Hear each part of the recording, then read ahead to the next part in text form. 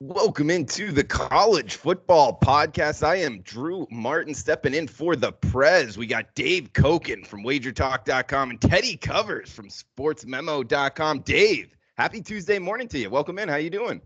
Hanging in there, ready for another week. We've got an early game to start the week tonight. I'm not going to get involved in it, but we're getting to that point in the season where we're going to have college football almost every night during the week. Oh, it's a great time to be a sports bettor, man. We got Maction, Sunbelt's now doing a lot of that as well. So the more the merrier, but weekday college football games to bet on is absolutely a good thing. Also, Teddy Covers, SportsMemo.com. Teddy, welcome in. Hey, great to be here, Drew. Guys, let's get right after it. We got 5 big games and then 10 games after that. We're going to quick hit, get some early looks on and what some good bets are out there on the college football slate. We got the Red River rivalry, not called a shootout anymore, but it's Oklahoma Sooners, Texas Longhorns, seeing the Sooners minus 10.5 or 11, depending where you're shopping. Also 75.5 as the total. This is an early kick here, 9 a.m. Pacific on Fox. Dave, what are you thinking here with the rivalry game, the Sooners and Longhorns? Well, I mean, it's all offense. Oklahoma, Jalen Hurts just playing tremendous football, and he's going to be in the hunt to get to New York City for the Heisman presentation. Texas can put the points up. They've got an excellent quarterback. The difference is Oklahoma can play a little bit of defense. I don't know that Texas can. My numbers slightly favor Oklahoma here, but one thing to keep in mind that this is a great rivalry, whether they call it shootout rivalry, whatever they call it now, in these politically correct times. And in this instance, it's probably going to be another shootout between two teams moving up and down the field. And even one thing I know that in years past, when my numbers have said, well, Oklahoma looks like they've got a little value here on the number, it doesn't play out that way, which is often the case in rivalry games where the dog has a tendency to outplay their numbers a little bit.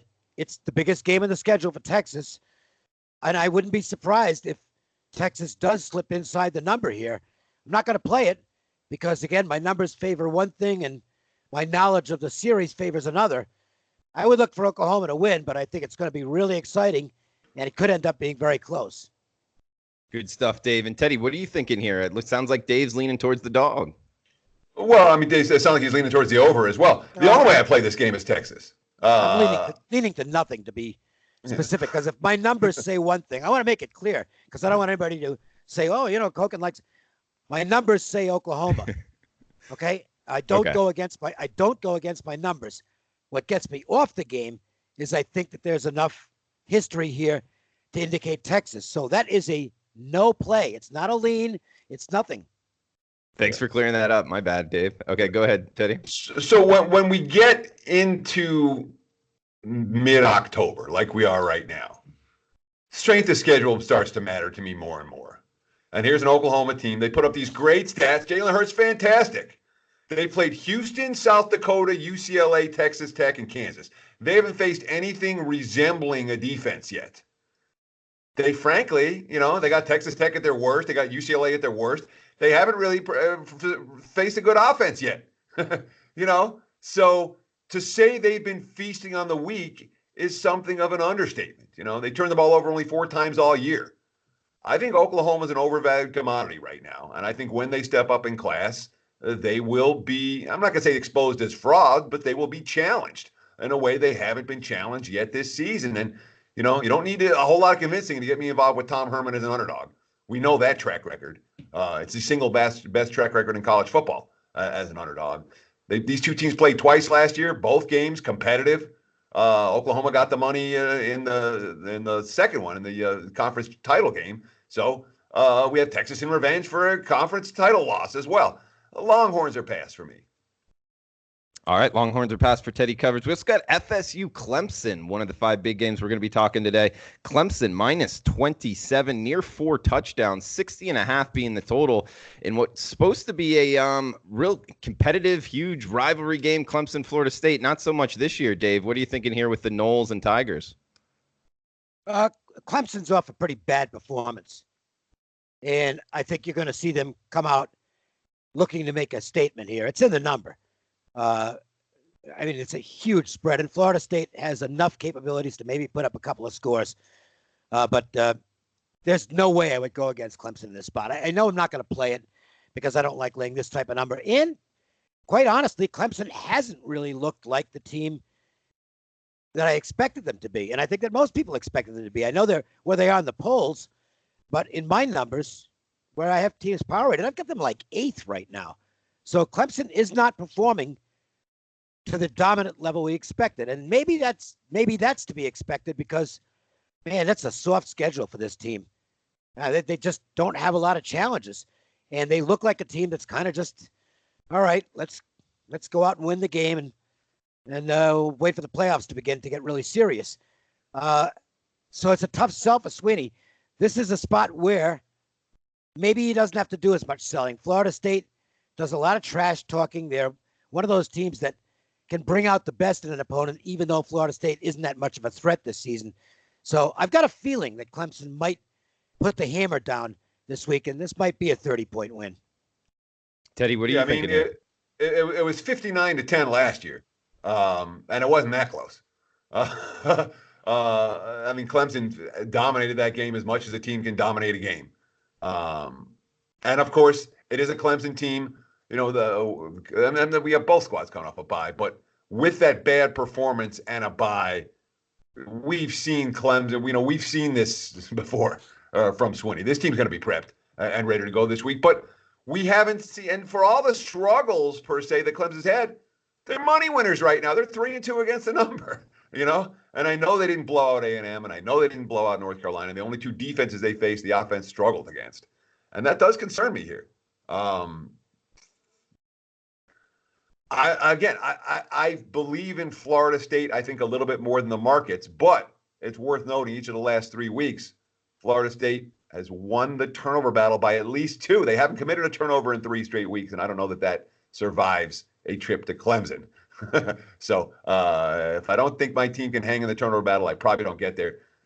Not a game I'm going to play. Guys, we got USC at Notre Dame up next. This one on NBC, 7:30 Eastern, 4:30 Pacific on Saturday. Old rivalry here, guys. 57.5 the total. Looks like Notre Dame laying 11 in South Bend. Dave, you got any strong opinions on the Trojans and Irish? No, Ian Book is starting to really put it together for Notre Dame. And I know they played garbage last week, Bowling Green, a terrible team, but they were very good the week before that against Virginia. So Notre Dame showing no ill effects from the big effort at Georgia, and they've gotten on the right page.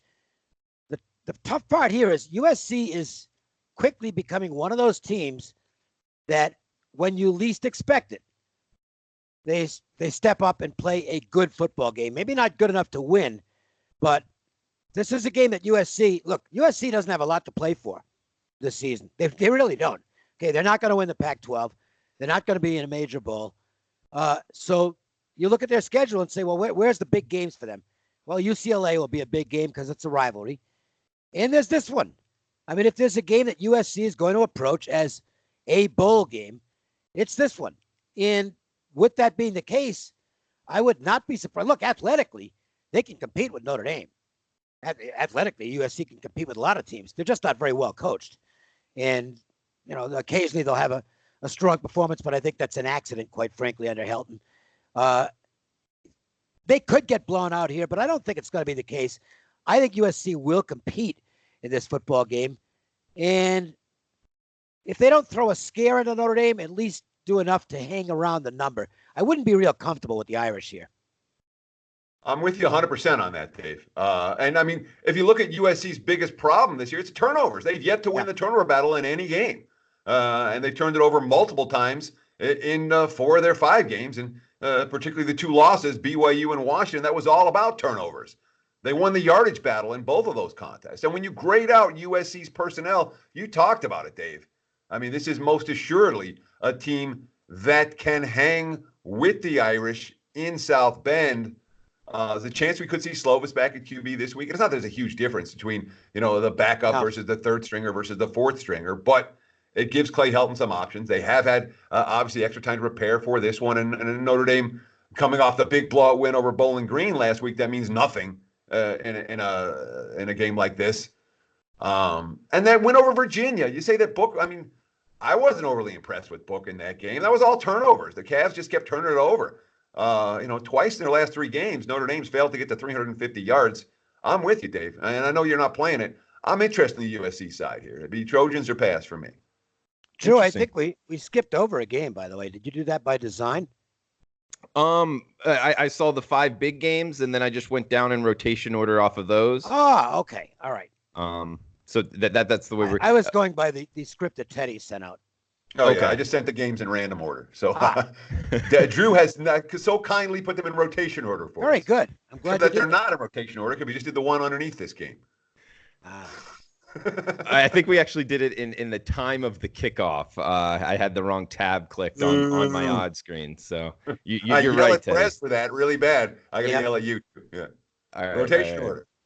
I like what you did there, Dave, in terms of they had a good performance under Helton. That was by accident. That was a good one, man. Well, I don't look. He's not. I don't see any way he's coaching this team next year, and that is the one thing to look for down the stretch with USC is not in this week because they'll get up for this game, but there are going to be spots where USC with what amounts to a lame duck coach will be absolutely fade material down the stretch.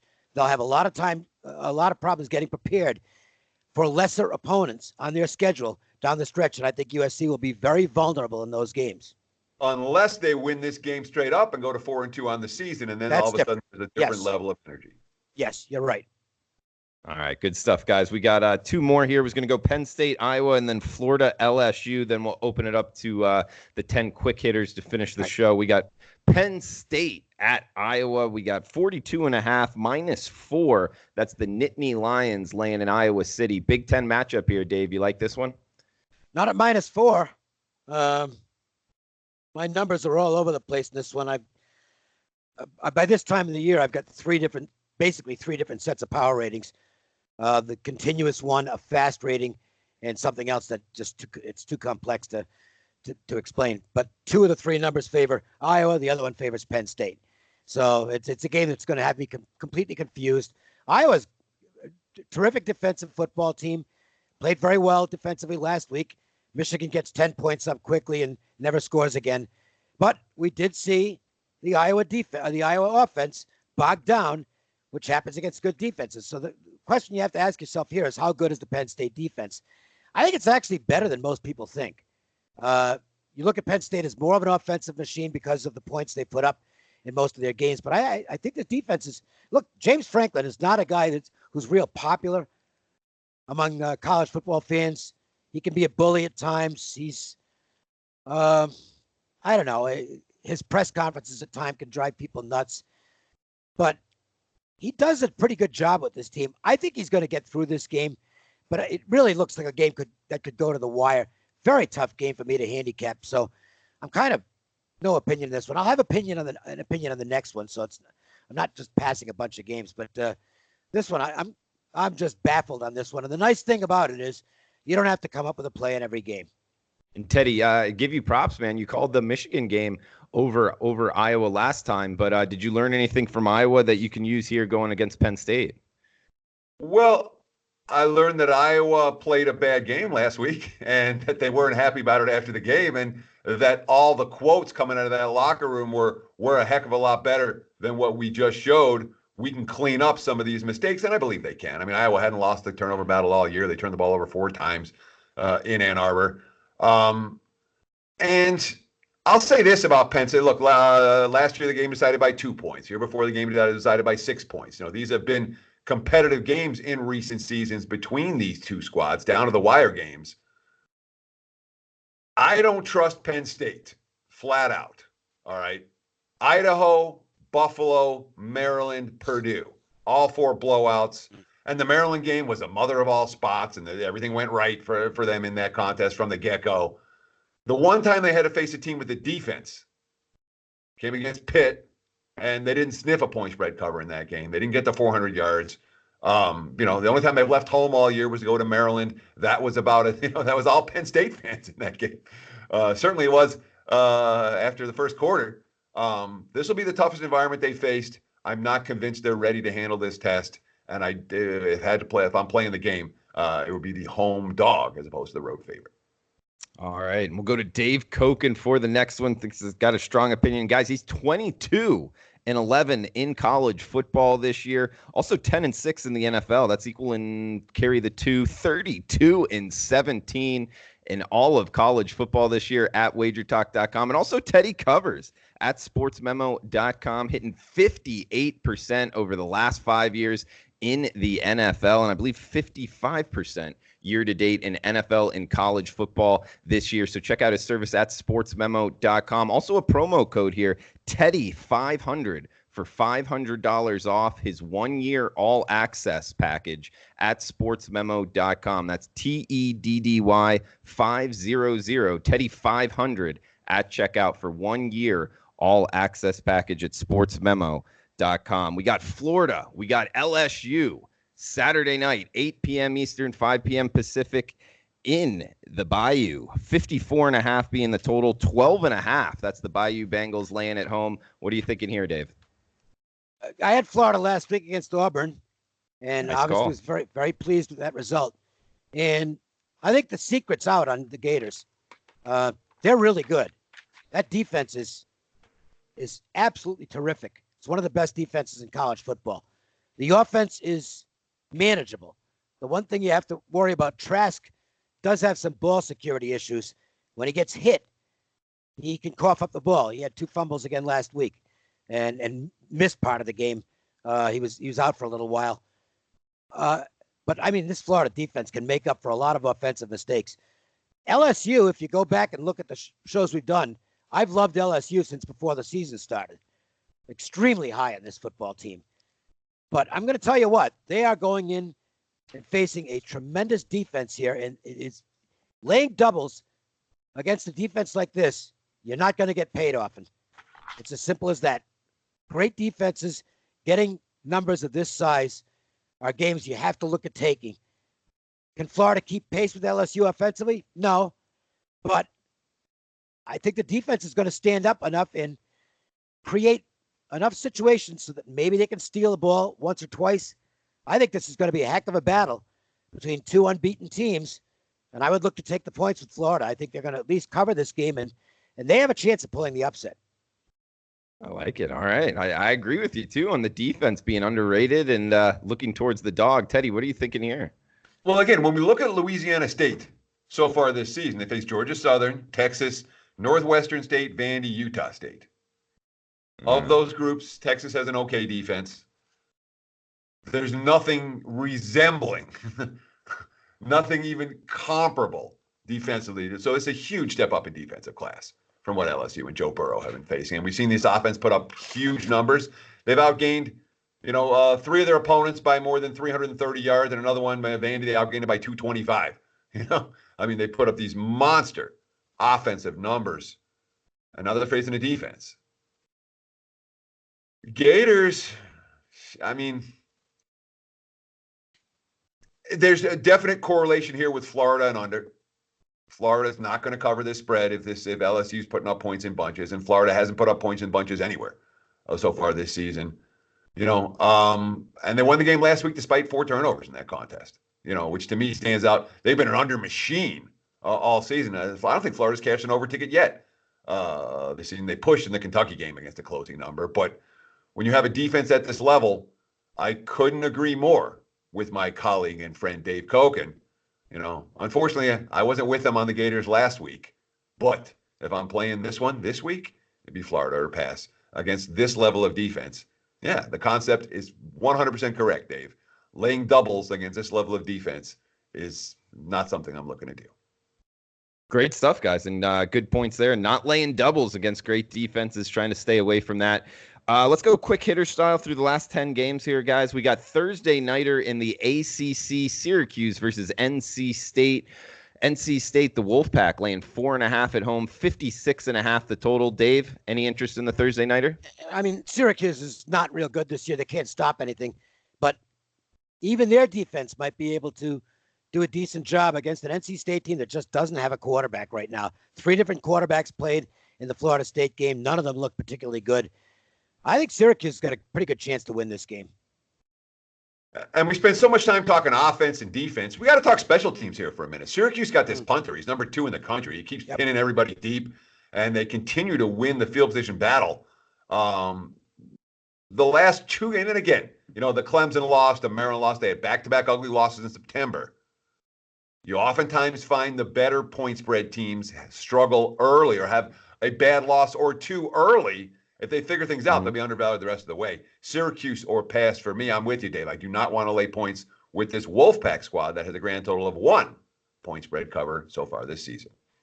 And we're blessed with 2 ACC weeknight matchups. Friday night light style, we got Virginia at Miami, seeing 45 as the total. And Dave, I'll tell you, man, I'm surprised by this line. I like UVA here as the dog. What are you thinking in South Florida Friday night? I think Virginia will be a pretty public side in this game, especially with Miami coming off a bad game last week against Virginia Tech, where they fell down 28-0 against Virginia Tech. They did come back, got it tied at 35, and then lost the game anyway because their defense failed on the last Virginia Tech possession.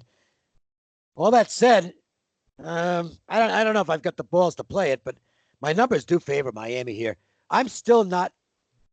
I know I may be in the minority in this. I'm not as sold on Virginia as most people. I will say one thing though: Bronco Mendenhall versus Diaz, edge Bronco, and that might be why it doesn't make my card. Call it a very mild lead right now at this point in Miami. So Bryce Perkins had his worst game last year against the Hurricanes. That defense stymied him and flummoxed him, and it was a really rough showing for Virginia against Miami last year. And when you look what happened last week, it was all time. The Hurricanes just turned the ball over again and again and again. And when you turn the ball over 5 times in the first half at home, you're going to get blown. You're going to have problems with Virginia Tech. I actually give the Hurricanes credit for coming back and making a game of that after it was bad. So bad early. And I think that defense has the potential to give Virginia, this is a ham and egger offense, man. They couldn't move the ball against Notre Dame. They couldn't move the ball against Old Dominion. Florida State, even that game, they didn't move the ball that well. They didn't move the ball against Pitt in the opener. Virginia is not a dynamic offensive squad. And I think the Canes have a better game in them. It's Miami or pass for me as well as you, Dave. Even though, the concept of Mendenhall off a loss and a bye probably means I sit this one on the sidelines. Yeah, lean under as well. There. Yeah, I like the under as well, Teddy. And it makes sense in terms of the profile defense doing well against Virginia. Also, a little tidbit here, guys. I grew up in South Florida. The singled out weeknight games, you can say what you want about home field advantage. For the Canes on a game like this, it will be a rowdy atmosphere. So keep that in mind if looking to bet this one. We got Memphis at Temple up next. Memphis, the Tigers laying 5.5 or 6 on the highway. 50 the total, Dave. Yeah, Memphis is real good. They're a legit team, and they've got a real good chance to be playing on January 1st. Really kind of looks like it might. I think Memphis and BYU, not BYU, Memphis and Boise are probably the 2 front runners right now. Temple's good enough defensively to give Memphis some difficulties. I don't know if Temple's offense is up to the task. Russo can be all over the place. They're not a very efficient offensive team. It's one of those games where I think Temple's going to hang around, but I have a feeling Memphis gets them in the second half. I don't want to lay this many on the road. Temple's going to be fired up for the game, but Memphis is not going to lose this game, in my opinion, and I'm not crazy about taking single-digit dogs unless I think they've got a pretty legit chance to win the game. Teddy, Brady White, the Memphis quarterback, he's good. He can rack up good numbers, but against good defenses and good defensive lines especially, I don't think he's that good of a quarterback, man. How do you feel here? Yeah, the issue here, I'm with you 100% on Brady White, that he's a quarterback who we like a lot when he steps down in class. When he faces a defense like Temple, it's not necessarily going to be an easy day for that Memphis offense. And I do think there's legitimate correlation here between the Temple side and the under. Temple cannot trade points with Memphis. No. And I agree 100% with your assessment about Russo, Dave, as a QB who I don't trust in higher scoring games. This is not a dynamic Owls offense. They need to run the football. They want to shorten the game. They want to keep their defense and Memphis' offense off the field. And if Temple has their way, they'll hand the ball off 50 times in this game or more, burn clock, and keep it close. So I do think Temple correlates with under in a realistic way. And I agree with Dave that Memphis is the better of these two teams, and I don't want to bet a step in front of them in this less than a touchdown range. And we have seen a fair bit of Memphis money already this week. If you do like the Tigers, I wouldn't hesitate to get to the window. They appear to be a popular wise guy choice. He's Teddy Covers at sportsmemo.com. Check out his packages and take $500 off his 1-year all-access package with the coupon code Teddy500 at checkout. Let's head to the Big Ten, Dave. We got Nebraska at Minnesota. Minnesota, the Golden Gophers laying 7.5 or 8. 50.5 the total, Dave. No interest in Nebraska. They're just not a very good team. They've still got problems in the offensive line. Turnovers remain an issue. They barely got past Northwestern last week, which isn't much of a squad. I think the numbers caught up. Minnesota's a good team. They're hitting their stride right now. Minnesota are nothing for me. Gophers are good. I mean, this is a team that's way under the radar. I'm kind of disappointed they're 5-0 right now because they're getting a little bit of attention. But the last 2 weeks, we've been thinking of Minnesota as kind of a plodding team in recent years. Last 2 weeks, that offense has been dynamic against Purdue and Illinois. And it's not like Nebraska's got a great defense. It's not like Nebraska can win on the road. And it's not like Nebraska has been anything other than an overvalued commodity all season. Unfortunately, the price isn't right, But if I had to play, it'd be Gophers or nothing. I do not want Huskers this week. Iowa State at West Virginia up next. 53 the total. 10.5. That's what the Cyclones are laying on the highway at West Virginia, Dave. And West Virginia is off a game where they really battled hard last week. Came up short against Texas. Might be difficult for that same level of intensity here. Brock Purdy is just tearing it up for Iowa State. Too bad he doesn't have a lot of people with him on offense. The running game is plodding. The receivers are okay, but not great. But Iowa State's going to win the football game. It's just a question of how much. I don't think West Virginia pulls an upset here. Lean Cyclones, but the price is going to keep me out of it. That's a big number. Yeah, even at the price, I would only play Iowa State in this game. Iowa State's really good, and they're hungry. They had those 2 early season losses, and both of those, you put asterisks or whatever you want. The Iowa game was a coin flip. They lost. The Baylor game was a coin flip. They lost. They were -2 in turnovers in both of those ball games, and we're in position to win them at the end. Last week we saw what this team's capable of doing, and don't be fooled by that final score. Don't be fooled by the other numbers. Iowa State killed that team last week, and they can go into West Virginia and kill this team this week. It's a Mountaineer squad again. They struggle against Kansas. They're outclassed by Texas. They're outclassed by Missouri. Defensively, they're not very good. And the offense turned the ball over, and that's 2 things you don't want against Iowa State right now. Cyclones are on my short list for this week's card. Washington State, the Mike Leach-led Pac-12 team here at Arizona State. We're seeing ASU -1 at home. We also got change here, guys, in terms of the defensive coordinator at Washington State. Either shown the door, quit, not really sure the insides of that, but 58.5 the total. This one in Tempe. Dave, what are you thinking here? Let's get a look at Washington State after the shakeup. I don't like to get involved with teams when they do something like this mid-season because I don't know how to read it. So it's a game I actually crossed off immediately on the schedule. This is not a game to play. Arizona State's capable defensively of limiting Washington State somewhat. Let's call it straight. The Wazoo quarterback is putting up some great numbers. He had the 9 touchdown pass game, but he's not as good a quarterback as Hinshaw. Hinshaw, whatever his name is. Minshew. I beg your pardon. I don't know why I blanked out on it. I'm not. Look, I could. If I say anything on this game, it's just taking up time. So I'll just say I'm passing the game completely. And then there's lots of games that are like that, And we talk about the biggest edges that bettors have over bookmakers. Bookmakers got to put out a line on every game. And we get to pick and choose which ones we want to fire on, what games make sense to us. From a spot standpoint, I have to say I'm interested in Wazoo this week. When you have the team blow the 32-point lead at home and then show a complete no-show the next week at Utah, and then the head coach calling out all of his players and calling them fat and lazy and entitled and firing the defensive coordinator, and then having the extra prep time. That's not a bet against spot in my mind. All that being said, I agree with your assessment that Wazoo's QB play this year is not what it was. No.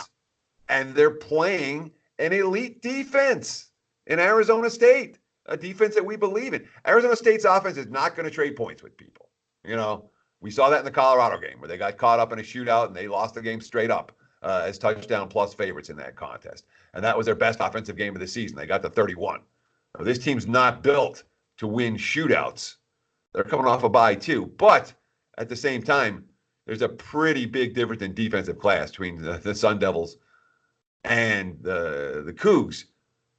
But Arizona State hasn't faced a whole lot of explosive offenses like this one. Fascinating game, Dave. I'm with you. I'm not likely to get involved with the wager. Guys, when I see Herm Edwards and Mike Leach, it brings up just a quick question here for you, Dave. Are either of these two head coaches the best head coaches in the Pac-12, in your opinion? No. Okay. But Dave didn't answer. I would say Herm It's Edwards not is something the best. I don't. It's not something I thought about. Okay. I think it's a fascinating question just because in the Pac-12, I'm not really sure who is the best head coach. Maybe Whittingham. But, Whittingham. It's not even. There's no debate. Okay, I'll go along with that. Yeah. We got Washington. We got Arizona. 6.5. 58.5 the total here, Dave. You know, and Kevin Sumlin's a guy I've knocked, but he's doing a good job with this Arizona team.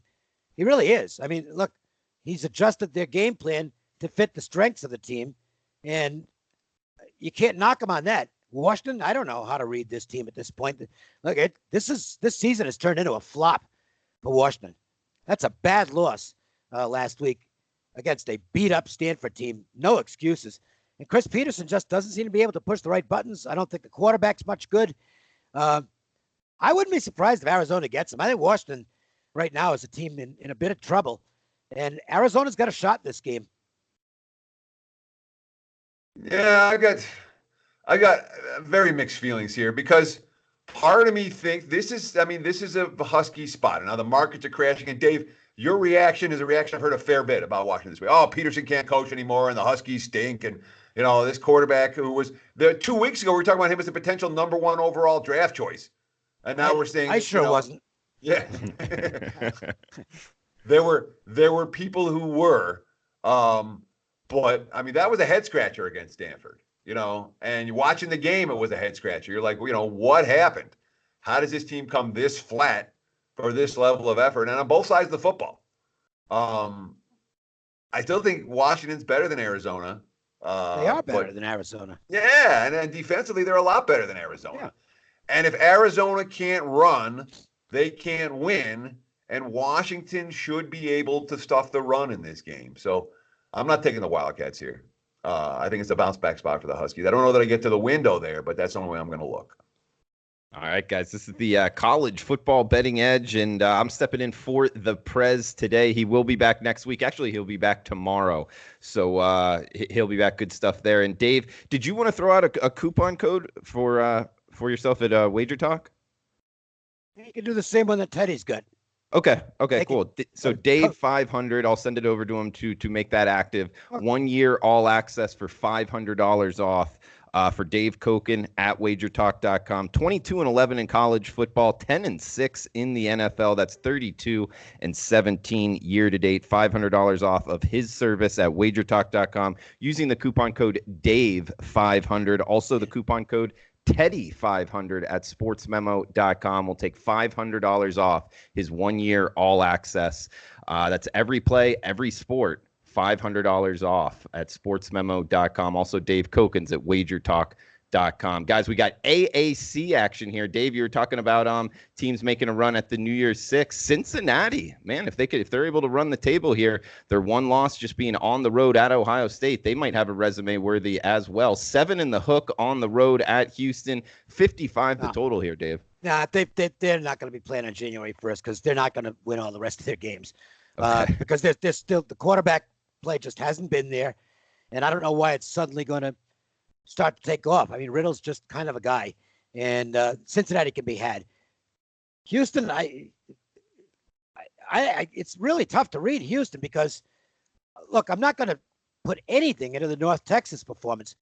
I've said this, I don't know how many times I've said this year, but Conference USA stinks. Okay, the whole league stinks. It's the worst conference in college football this year. It's worse than the MAC. It's worse than the Sun Belt. It's a terrible league. So that was kind of comical 2 weeks ago when King announces he's redshirting, and the number goes wild on the North Texas Houston game. And North Texas is like almost a touchdown favorite. It's like they shouldn't be a touchdown favorite. Okay, AAC is pretty good. In fact, it's a very good league this year. And I mean, shame on me for not playing Houston in that game, because I looked at it and said that's the most ridiculous line movement I've seen all year.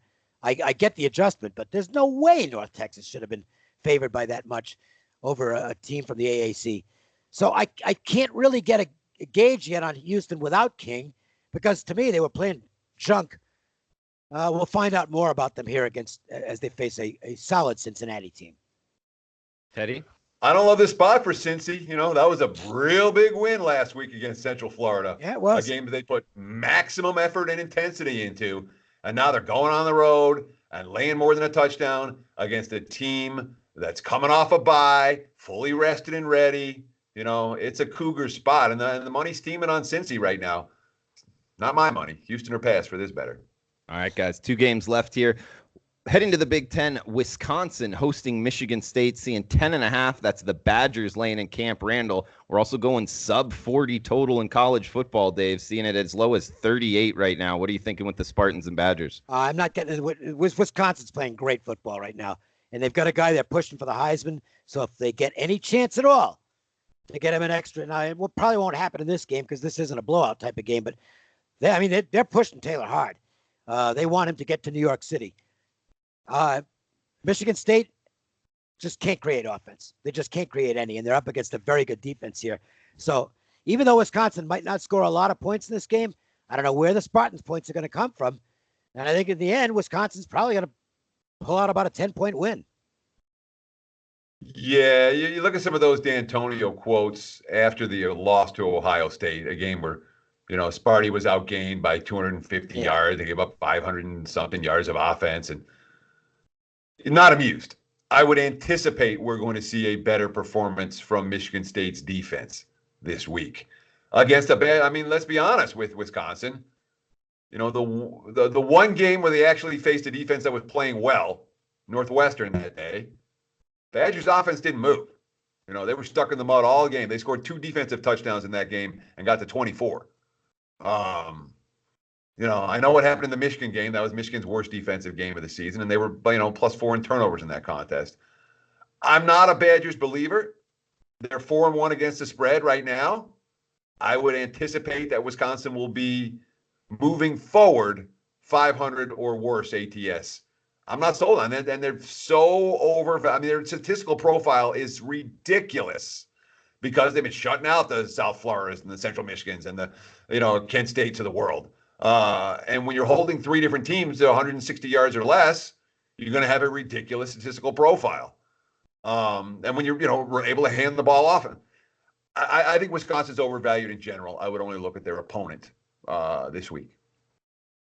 All right, guys, last game up. Fresno State at Air Force in the Mountain West, 50.5 the total, 3 in the hook. There are some 4s out there. That's Air Force laying at home, Dave. Yeah, scheduling dynamics say Fresno State here. And scheduling dynamics among this level of team, you want to pay attention to them. I think they're more reliable in the mid-levels than at the top levels or even at the bottom levels. So these are 2 mid-level teams. Air Force is probably a little better football team, but I don't like the spot for them at all. I think the spot favors Fresno State. If I bet this game, I'd be on the Bulldogs. Yeah, I mean, you look at Air Force's last, well, not just a game against Navy last week, a game where Air Force did not play well. They turned the ball over. The offense didn't click. And then they rallied all the way back and a huge fourth quarter comeback and cheering on the sidelines. And then the defense, Dusty's one stop, and they couldn't get the stop. And then the last play of the game was one of those fumble Ruski's touchdowns the other way. Misleading final score there for the Falcons' loss. But that was an ultra-intense game. Think about it. The week before, national TV game, San Jose State. The week before, national TV game, Boise. The week before, national TV game, Colorado. Mm-hmm. Air Force has played a bunch of big games all in a row, and Fresno's coming in off a bye. Now, the Bulldogs have no history of shutting down Air Force's option. You look at the series history there, it's not pretty for the Fresno side, but this might be one time where Fresno, with the extra prep time, does a little bit better on the Air Force option than we've seen in recent years. It'd be Fresno or pass for this better.